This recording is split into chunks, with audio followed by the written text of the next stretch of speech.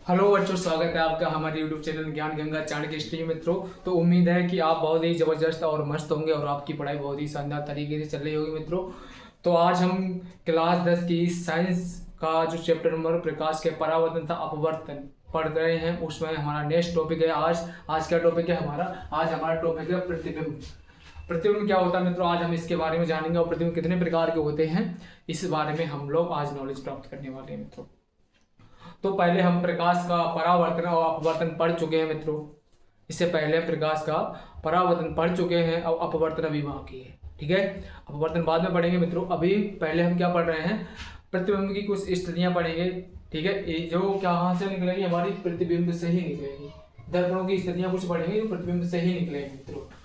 तो प्रतिबिंब क्या होता है, हम बात स्टार्ट करते हैं अपनी। क्या होता है प्रतिबिंब मित्रों? जब कोई प्रकाश की किरण जब कोई प्रकाश किरण, ठीक है, किसी भी सोर्स से आ रही है, मतलब लाइट, मतलब बल्ब से आ रही है, या फिर कोई अन्य टॉर्च से आ रही है, या बैटरी से आ रही है, अगर कहीं से भी कोई प्रकाश की किरण आ रही है मित्रों, तो क्या होगा? वो जब दर्पण से टकराती है, टकराने के पश्चात परावर्तनी जो क्रिया होती है, टकराने के पश्चात जिस बिंदु पर मिलती है, तो उस वस्तु थी, जो प्रकाश स्रोत था, तो उसका जहां पर मिली उसको क्या बोलते हैं? प्रतिबिंब बोलते हैं। क्या बोलते हैं मित्रों? प्रतिबिंब बोलते हैं। अब प्रतिबिंब बोलते हैं तो प्रतिबिंब मित्रों कितने प्रकार के होते हैं? प्रतिबिंब मित्रों दो प्रकार के होते हैं। कौन कौन से प्रतिबिंब होते हैं मित्रों? प्रतिबिंब दो प्रकार के होते हैं। एक वास्तविक प्रतिबिंब होता है हमारा, और एक आभासी प्रतिबिंब होता है। वास्तविक प्रतिबिंब क्या होता है मित्रों? वास्तविक प्रतिबिंब वह प्रतिबिंब होता है जब वो किरणें वास्तव में जाकर मिलें। क्या करें? वास्तव में जाकर मिले, तो उस प्रतिबिंब को क्या बोलते हैं? हम वास्तविक प्रतिबिंब बोलते हैं मित्रों। आभासी प्रतिबिंब होता है दूसरा क्या होता है? आभासी प्रतिबिंब। आभासी प्रतिबिंब क्या होता है? जब प्रकाश की किरणें मतलब मिले ना, सिर्फ आभास कराएं उस चीज का, क्या कराएं? आभास कराएं, तो उस प्रतिबिंब को उस वस्तु के सापेक्ष क्या बोलेंगे मित्रों? उसका क्या बोलेंगे? प्रतिबिंब बोलेंगे। क्या बोलेंगे? प्रतिबिंब। और ये मित्रों जो आभासी प्रतिबिंब होता है हमारा, वो सदैव कैसा बनता है? सदैव सीधा बनता है। क्या बनता है? सदैव सीधा बनता है। और जो हमारा वास्तविक प्रतिबिंब बनता है मित्रों, वो कैसा बनता है? वो उल्टा बनता है। क्या बनता है? उल्टा बनता है। तो हम इसको थ्योरी के रूप में लिखते हैं। क्या है?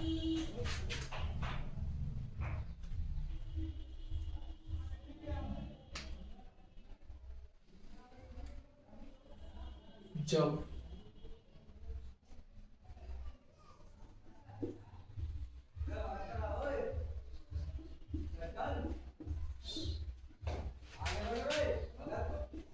किरण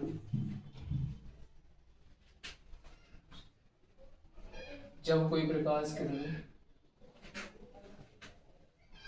जब कोई प्रकाश की किरण जब कोई प्रकाश की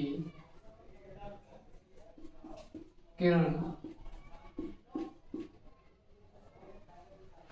दर्पण से टकराती है, दर्पण से टकराती है टकराती है दर्पण से टकराती है, तो उसके परावर्तन तो उसके परावर्तन व अपवर्तन के पश्चात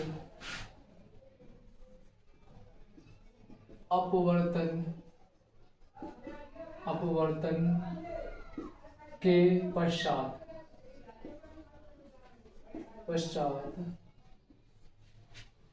जिस बिंदु पर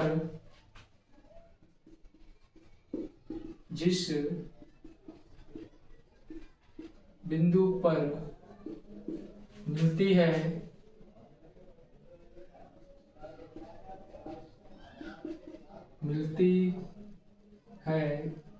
या मिलती हुई प्रतीत होती है, या मिलती हुई प्रतीत होती है, या मिलती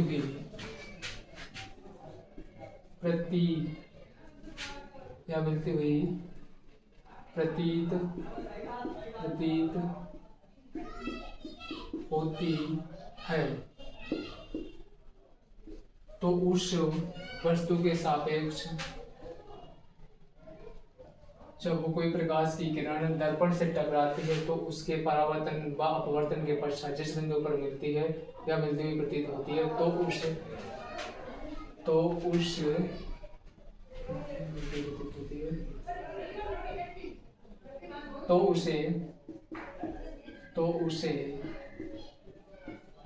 तो उसे वस्तु का प्रतिबिंब कहते हैं। प्रतिबिंब कहते हैं। क्या पढ़ा मित्रों हमने पढ़ा, हमने जाना कि जब कोई प्रकाश की किरण दर्पण से टकराती है तो उसके परावर्तन व अपवर्तन के पश्चात जिस बिंदु पर मिलती है या मिलती हुई प्रतीत होती है तो उसे वस्तु का प्रतिबिंब कहते हैं। क्या कहते हैं मित्रों? वस्तु का प्रतिबिंब कहते हैं। यह बताया हमने कि वस्तु का प्रतिबिंब क्या होता है। अब जानेंगे कि जो वस्तु का प्रतिबिंब होता है कितने प्रकार का होता है।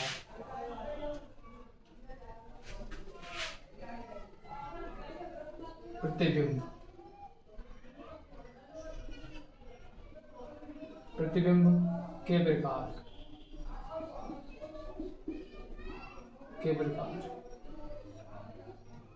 मित्रों हमने आपको बताया प्रतिबिंब कितने प्रकार के होते हैं। 2 प्रकार के होते हैं। पहला हमारा वास्तविक प्रतिबिंब, दूसरा क्या है? आभासी प्रतिबिंब।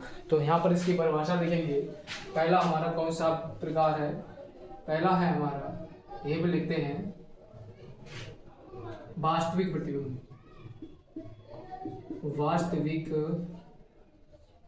ये पहला है वास्तविक प्रतिबिंब।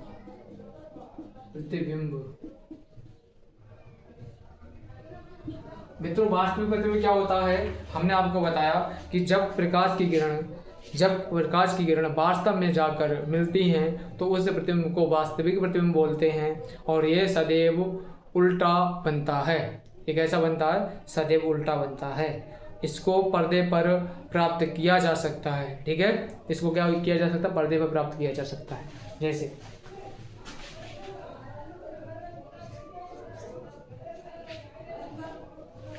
तो इसकी थ्योरी लिखेंगे मित्रों। क्या है? जब प्रकाश की किरण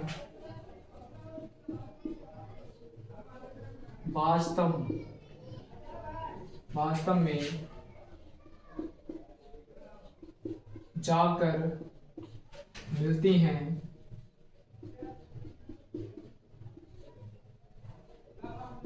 मिलती हैं तो वास्तविक प्रतिबिंब बनता है। तो वास्तविक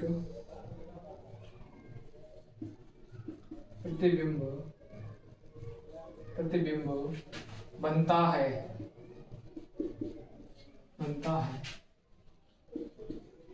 यह सदैव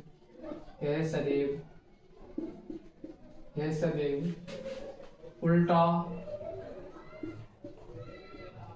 बनता है। ये कैसा बनता है? सदैव उल्टा बनता है और इसको पर्दे पर प्राप्त किया जा सकता है। इस प्रतिबिंब को पर्दे पर प्राप्त किया जा सकता है।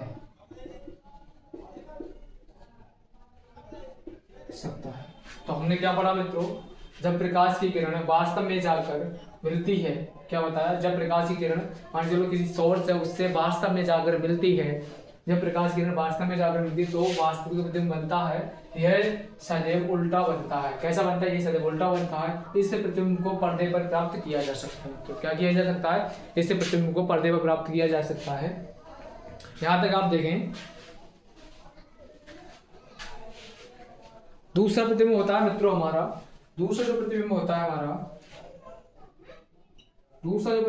मित्रों, आभासी प्रतिबिंब। क्या होता है? आभासी प्रतिबिंब। आभासी प्रतिबिंब। प्रतिबिंब क्या होता है हमारा? आभासी प्रतिबिंब। ये आभासी प्रतिबिंब क्या होता है मित्रों? जब प्रकाश की किरणें वास्तव में जाकर नहीं मिलती हैं, सिर्फ आभास कराती हैं, तो कैसा प्रतिबिंब बनता है? आभासी प्रतिबिंब बनता है। और ये प्रतिबिंब बनता है मित्रों, ये सदैव कैसा होता है? सीधा प्रतिबिंब बनता है, और इसको पर्दे पर प्राप्त नहीं किया जा सकता। इसकी परिभाषा लेते हैं। जब प्रकाश की किरणें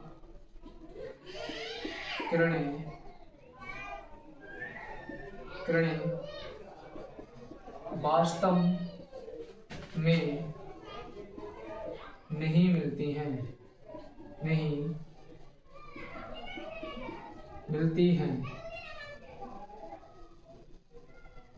तो इस प्रतिबिंब को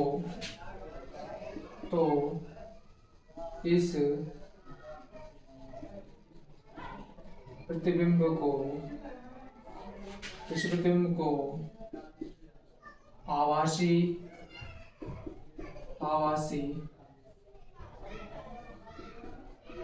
प्रतिबिंब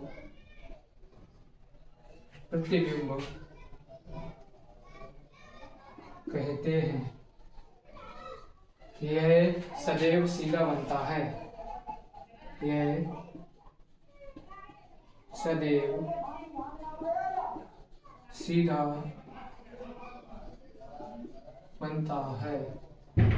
सदैव कैसा बनता है? सीधा बनता है। इसको पर्दे पर प्राप्त नहीं किया जा सकता है। इसको पर्दे पर प्राप्त नहीं किया जा सकता है। किया जा सकता है।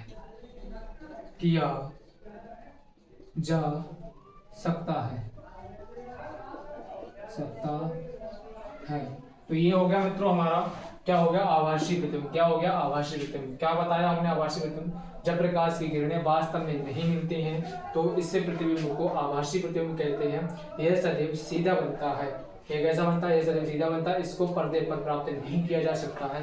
उम्मीद है मित्रों ये क्वेश्चन भी आपको समझ में आया होगा, और यदि ये समझ में आया है तो यहाँ तक स्क्रीनशॉट लें, फिर हम आगे चलते हैं।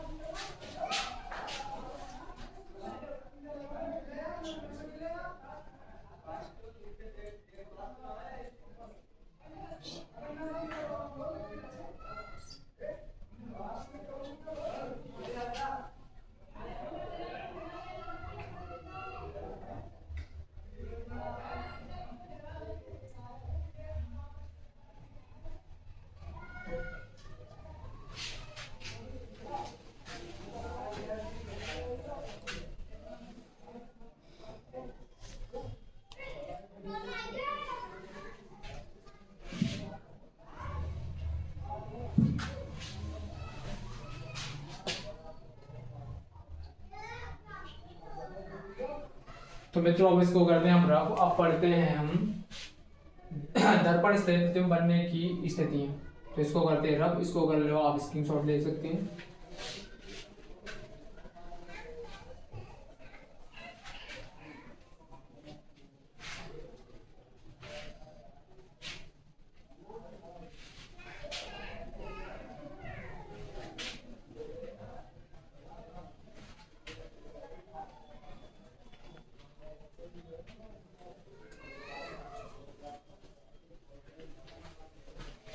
तो उम्मीद है कि आपको प्रतिबिंब समझ में आ गया होगा मित्रों। उम्मीद है कि प्रतिबिंब आपको समझ में आ गया होगा। अब हम पढ़ रहे हैं, क्या पढ़ेंगे अब हम? दर्पणों द्वारा प्रतिबिंब बनाने के नियम।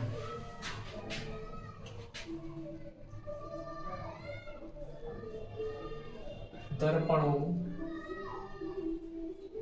द्वारा प्रतिबिंब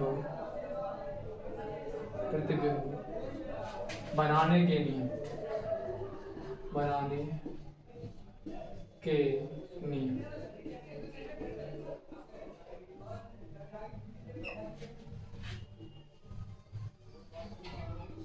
तो मित्रों दर्पण द्वारा प्रतिबिंब बनाने के नियम हमारे पास में 3 नियम होते हैं। हालांकि इंटर में आपको 4 पढ़ने को मिलेंगे, उन नियमों के द्वारा हम क्या करेंगे, प्रतिबिंब की दर्पण की स्थितियों को बनाएंगे। क्या करेंगे, दर्पण की स्थितियों को बनाएंगे।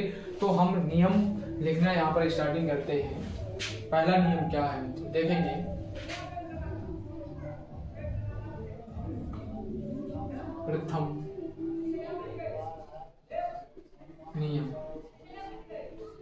प्रथम नियम क्या है मित्रों देखेंगे। प्रथम नियम है मित्रों कि जब कोई प्रकाश की किरण क्या बोल गया मैं, दर्पण की स्थितियों के जो हमारे नियम हैं, तो पहला नियम है इसमें, जब कोई प्रकाश की किरण मुख्य अक्ष के समांतर जाती है, जब कोई प्रकाश किरण मुख्य अक्ष के समांतर जाती है, अब जब वह दर्पण से टकरा जाती है तो टकराने के पश्चात वो कहाँ से लौटेगी, टकराने के पश्चात, परावर्तन के पश्चात वो फोकस से लौटेगी। कहाँ से लौटेगी, फोकस से लौटेगी। तो लिखते हैं मित्रों, देखेंगे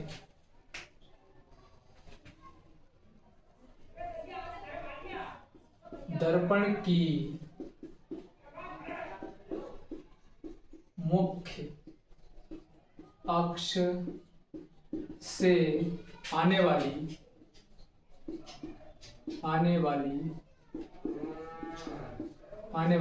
प्रकाश की किरण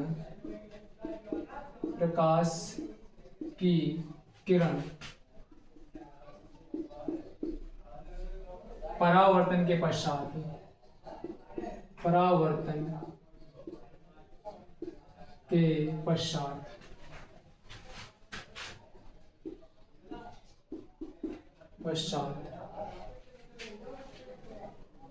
मुख्य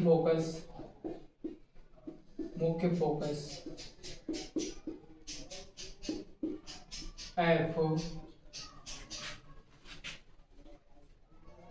एफ से आती है। दर्पण की मुख्य अक्ष से आने वाली प्रकाश की किरण परावर्तन के पश्चात मुख्य फोकस एफ से अवतल दर्पण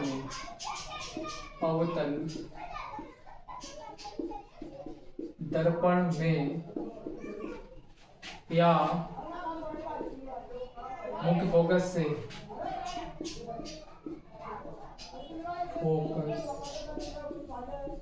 एफ से आती हुई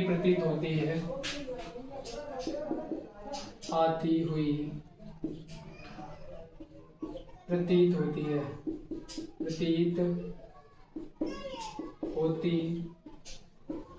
है। किसमें, उत्तल दर्पण में। ये बात थी, ठीक है। क्या पढ़ा हमने, दर्पण की मुख्य अक्ष से आने वाली प्रकाश की किरण परावर्तन के पश्चात मुख्य फोकस एफ से अवतल दर्पण में, ये मुख्य फोकस एफ से आती है। यहाँ पर थोड़ी मिस्टेक हुई मित्रों, यहाँ पर क्या होगी, आती है। मुख्य फोकस एफ से दर्पण की मुख्य अक्ष से आने वाली प्रकाश की किरण परावर्तन के पश्चात मुख्य फोकस एफ से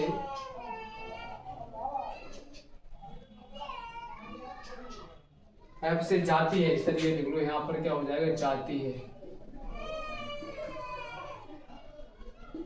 है। अवतल दर्पण में ये स्थिति होती है, या मुख्य फोकस एफ से आती हुई प्रतीत होती है उत्तल दर्पण में। दोनों की स्थितियां बता रहे हैं आपको। तो ये हमारे पास में है, ये हमारे पास में क्या है, दर्पण। ये क्या है, हमारे पास में दर्पण है।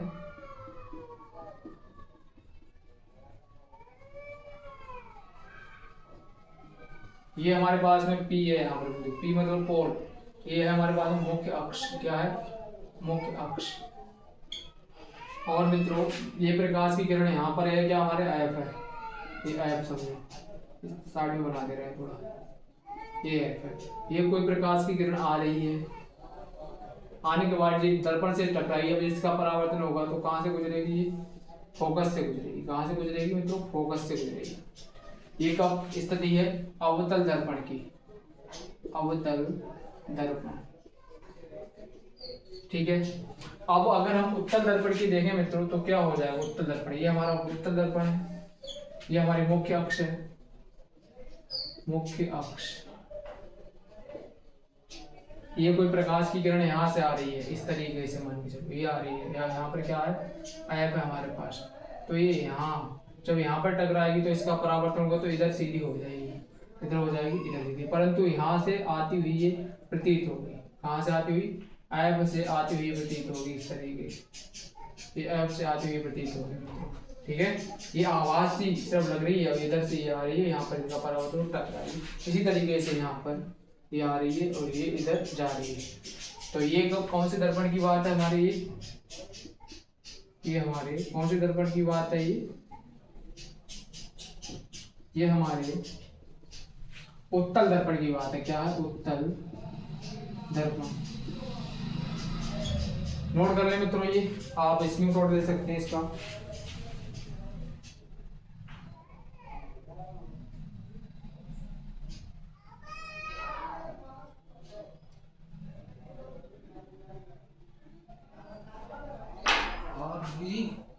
बड़ी बड़ी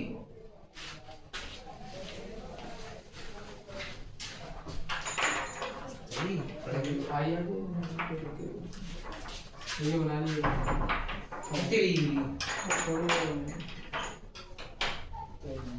बना ली बना ली बना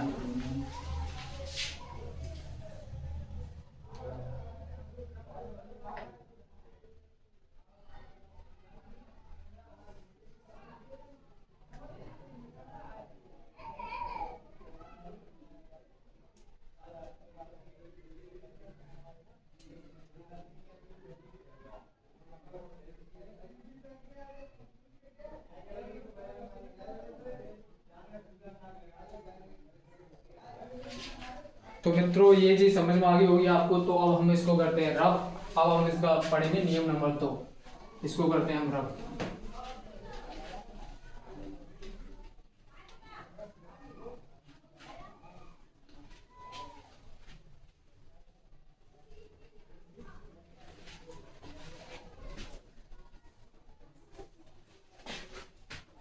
अब हमारा नियम नंबर 2 है,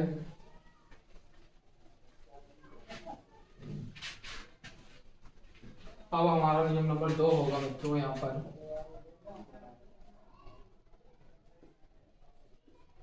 नियम नंबर कितना होगा हमारा, 2 होगा।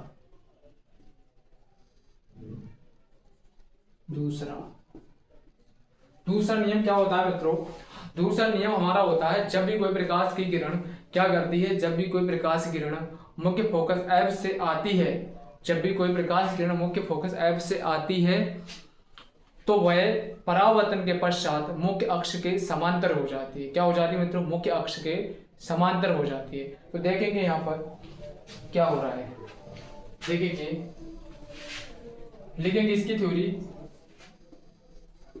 जब कोई प्रकाश की किरण मुख्य फोकस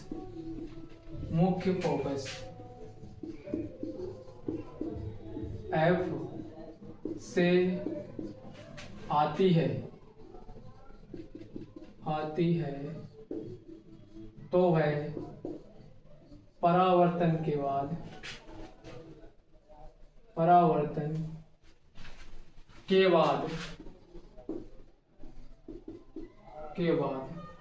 परावर्तन के बाद मुख्य अक्ष के समांतर हो जाती है। परावर्तन के बाद मुख्य अक्ष के समांतर हो जाती है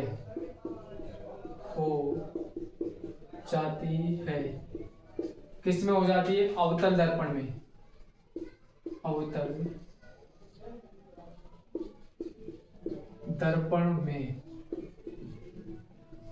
अवतल दर्पण में ऐसा हो जाता है।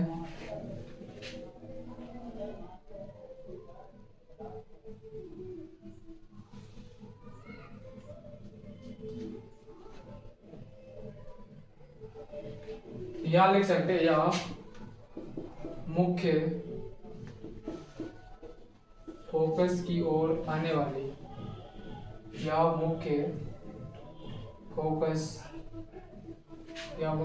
की ओर जाने वाली या मुख्य फोकस की ओर जाने वाली उत्तल दर्पण में उत्तल दर्पण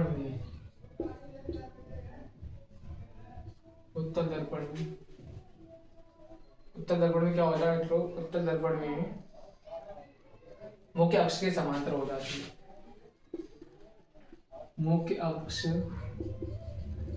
के समांतर हो जाती है। समांतर हो जाती है। तो ये है मित्रों हमारे पास में, देखेंगे कुछ इसका ग्राफ इस तरीके से बनेगा। ये है हमारे पास में, यहाँ पर ऐप है ये बिंदु, और हमारे पास में ये दर्पण कौन सा? अवतल दर्पण है। कौन सा है? अवतल दर्पण। ये पे हमारे पास में P है और ये हमारी मुख्य अक्ष है। क्या है? मुख्य अक्ष। तो कोई भी प्रकाश की किरण मान के चलो सीधी आएगी फोकस पर, तो ये यहाँ पर जब टकराएगी, जाके टकराने के पश्चात ये क्या हो जाएगा? इस मुख्य अक्ष के समांतर हो जाएगी। किसके समांतर हो जाएगी? इस मुख्य अक्ष के समांतर हो जाएगी। ये अवतल दर्पण की स्थिति है। क्या है? अवतल दर्पण। ऐसा क्यों होता है? अवतल दर्पण।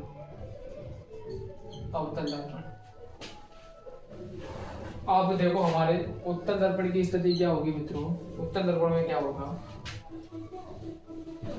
ये हमारा उत्तल दर्पण है हमारे पास में ये, तो यहाँ पर ऐप है, तो मान के चलो यहाँ से कोई प्रकाश की किरण आ रही है इस तरीके से, ये अंदर के लिए होगा।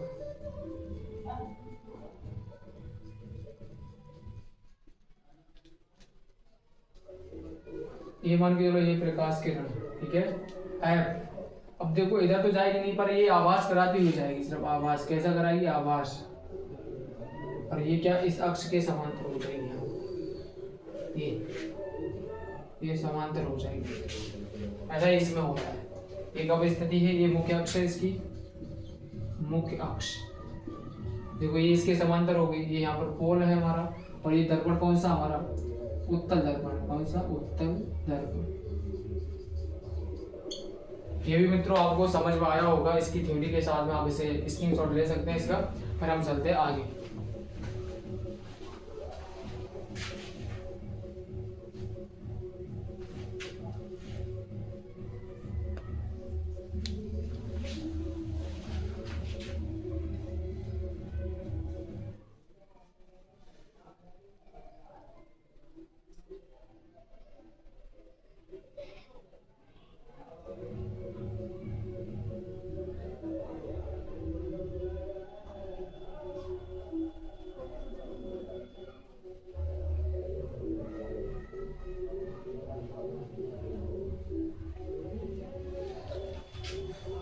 तो उम्मीद है मित्रों आपने ये देख लिया होगा। आगे हम नियम नंबर 3 पढ़ेंगे।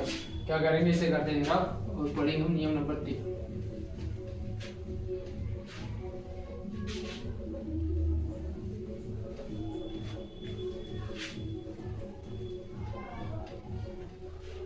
और ये हमारा लास्ट नियम होगा, फिर हम वीडियो को कर रहे होंगे खत्म।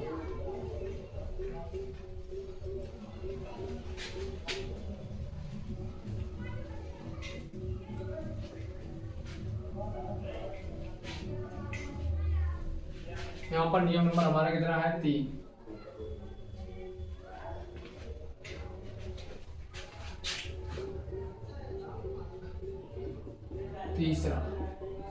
तीसरा नियम क्या होता है मित्रों? तीसरा नियम हमारा होता है कि जब कोई प्रकाश की किरण वक्रता केंद्र C से आती है, तो क्या होता है? जब कोई प्रकाश की किरण वक्रता केंद्र C से आती है, जब कोई प्रकाश की किरण वक्रता केंद्र C से आती है, जब कोई प्रकाश की किरण वक्रता केंद्र C से आती है, तो क्या होता है मित्रों? वो जब दर्पण से टकराती है, क्या होता है? जब वो दर्पण से टकराती है, दर्पण में टकराने के पश्चात वो क्या हो जाता है? उसी मार्ग पर वापस लौट जाती है। क्या बताया? जब कोई प्रकाश की किरण हमारी वक्रता केंद्र से आती है तो वो दर्पण से टकराने के पश्चात अपने ही मार्ग पर वापस लौट जाती है। ये कब होता है? ये स्थिति होती है अवतल दर्पण की हमारी। यही कोई प्रकाश की किरण वक्रता केंद्र से आती है और वो दर्पण से टकराती है, मान के चलो वक्रता केंद्र से आती नहीं, वो आती हुई प्रतीत होती है सिर्फ। जब कोई प्रकाश किरण मतलब वक्रता केंद्र से आती हुई प्रतीत होती है और जब वो दर्पण से टकराती है तो उसी मार्ग पर अपने पुनः मार्ग पर वापस लौट जाती है। ठीक है, ये हमारा तीसरा नियम। तो लिखते हैं इसी बात को, जब प्रकाश की किरण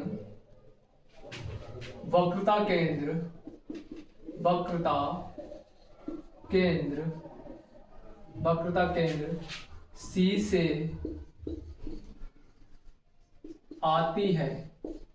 C से आती है,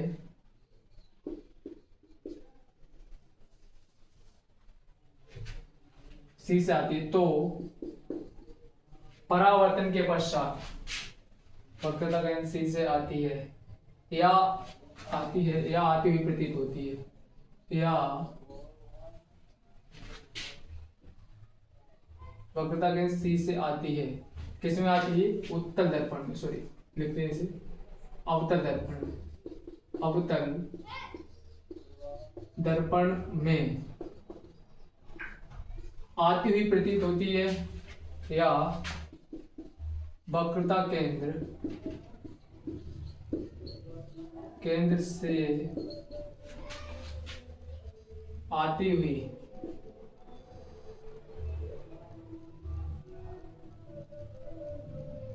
ये यहाँ पर थोड़ी मिस्टेक। जब कोई प्रकाश की किरण वक्रता केंद्र C से आती है, ठीक है, या वक्रता केंद्र C से आती हुई प्रतीत होती है। जब कोई प्रकाश की किरण वक्रता केंद्र C से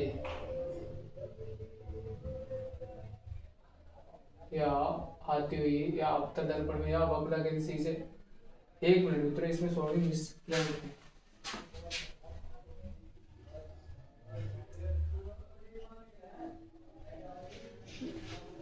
जब कोई प्रकाश की किरण वक्रता केंद्र C से आती है या वक्रता केंद्र, जब कोई प्रकाश की किरण वक्रता केंद्र C से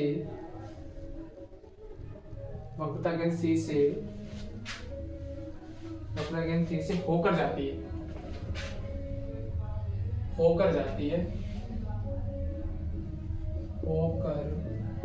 जाती है अवतल दर्पण में या वक्रता केंद्र C से आती है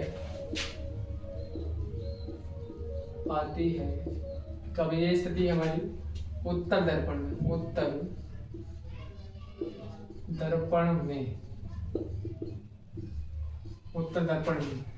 तो परावर्तन के पश्चात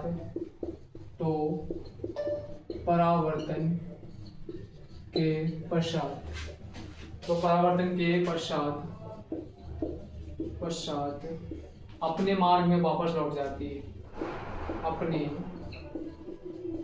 मार्ग में वापस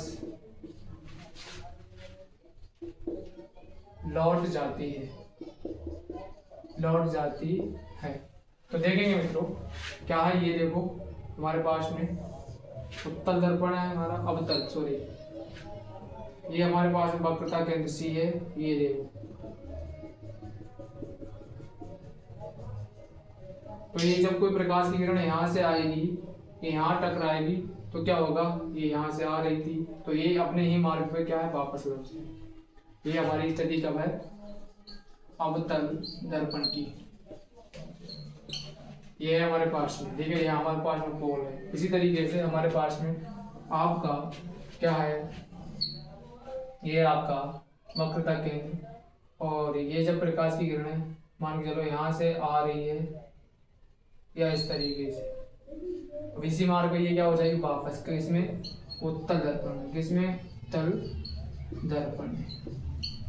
तो मित्रों ये हमने तीनों नियम पढ़ लिए हैं। अब हम नेक्स्ट वीडियो में मिलेंगे और तब तक ये आप क्लास सारी देख लें और इसके स्क्रीनशॉट वगैरह लिख के आप नोट्स वगैरह बना सकते हैं इसको देखकर। तो तब तक के लिए धन्यवाद। Vande Mataram, take care.